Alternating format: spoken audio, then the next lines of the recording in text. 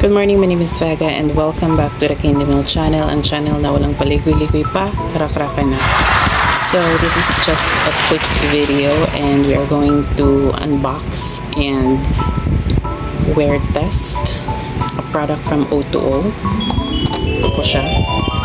Ito po kanilang Fluff Shaping Brow Wax and Brow Cream. Kakarating lang nito kanina. Tsaka may lakad ako mamaya. So this is a perfect timing to test the capability of this product, if this is really a smudge proof item from O2O. So i-unbox na natin siya. So let's unbox this thing.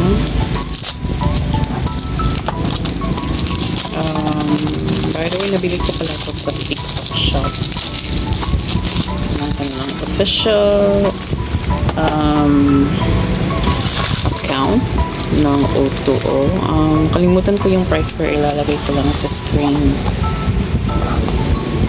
So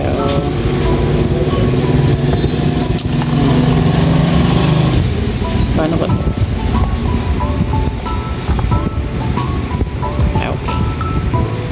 Okay. So ilalagay mo pala siya.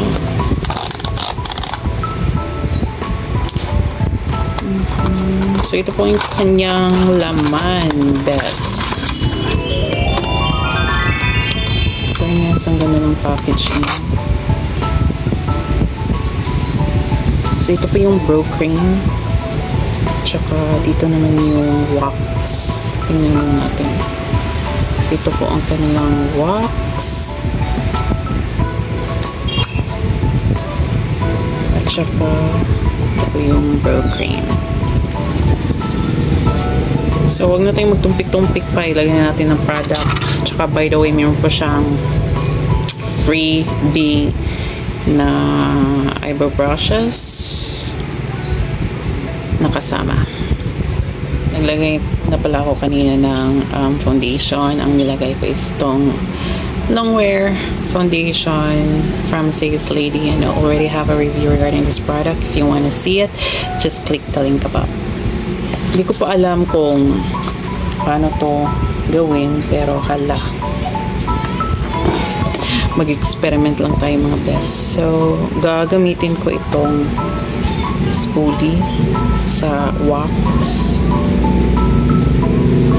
Tsaka sabi nila pabaliktad daw nito ang paglagay. So gaganyanin mo siya sa iyong brow.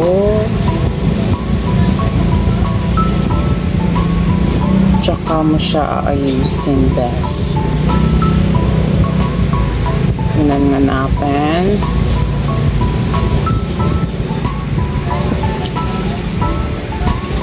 Kakashape ko lang kasi kanina sa medyo.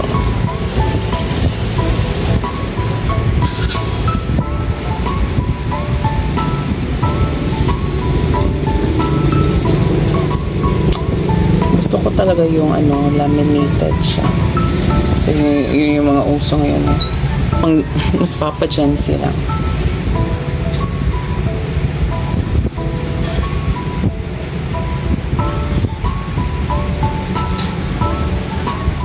So, yan po kanyang itsura after na mailagay ko ang wax.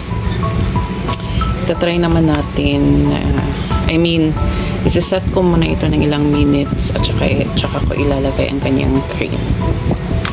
Ito na nga, hindi kinaya ng wax yung kilay ko. Napaka stubborn talaga ng kilay ko, pero it doesn't matter. Lalagay na natin ang cream, best.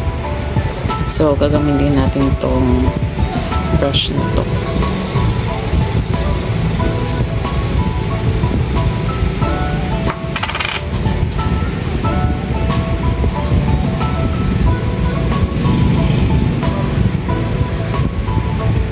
Parang bahala kung anong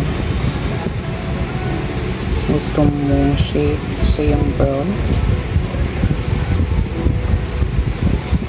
So, tatapusin ko muna ito, tsaka babalikan ko kayo pag matapos na itong both na eyebrows ko. So, ayan na nga guys, tapos na akong mag-drawing sa kilay ko. Joke. So, ayan. Yan lang po talaga mga kaya ko, mga best. Hindi ko talaga kaya yung super laminated. Pero okay lang yon. Babalik ako mamaya para papakita sa inyo if yung longevity ng brow cream na ito ay maganda. So, see you later. So, this is it. We are back. At saka, katapos ko lang pala mag-exercise ng 30 minutes kasi ginagawa ko talaga siya everyday para naman healthy tayo. At saka, sinadya ko rin yun.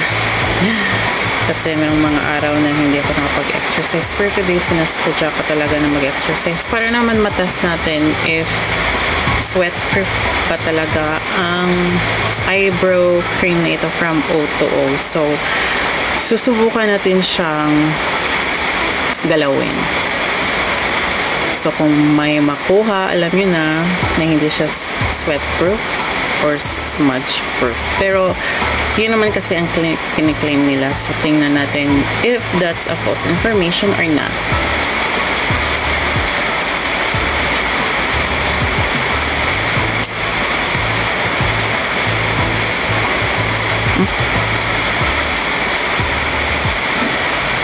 May nagalaw ba? Parang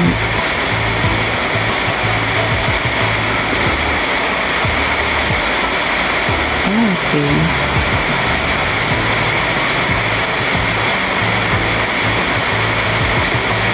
So, kita nyo naman yan, di ba? Hindi po yan camera trick. Natatanggal siya pag sinasadyang talaga siyang galawin. So, yun ako. Hindi siya smudge proof. At saka for sure hindi naman to sweat proof kasi natatanggal siya. Mga best. Kita niyo naman. Sige na nga. Ito na po ang masasabi ko regarding this product. Regarding dun sa wax, hindi ko siya nagustuhan kasi pag nilagay mo siya, hindi niya talaga nalalaminate yung kilay ko. Especially yung mga kilay na katulad ko na medyo stubborn. Siguro fit yon sa mga kilay na medyo manipis kasi madali lang siyang formahin. Pero sa akin, nahihirapan ako best. Pero sa cream naman, okay naman yung cream. Hindi naman siya matatanggal talaga pag hindi mo siya gagalawin. Pero if gagalawin mo siya, of course, matatanggal siya. Pero sabi kasi smudge proof. Pero bakit ganun? Pero anyways, nagustuhan ko pa rin yung cream. Like yung pang daily use mo lang if lalabas ka ng bahay. Pero if ikaw ay naghahanap talaga ng smudge proof at matibay talaga na brow cream, I wouldn't suggest this one.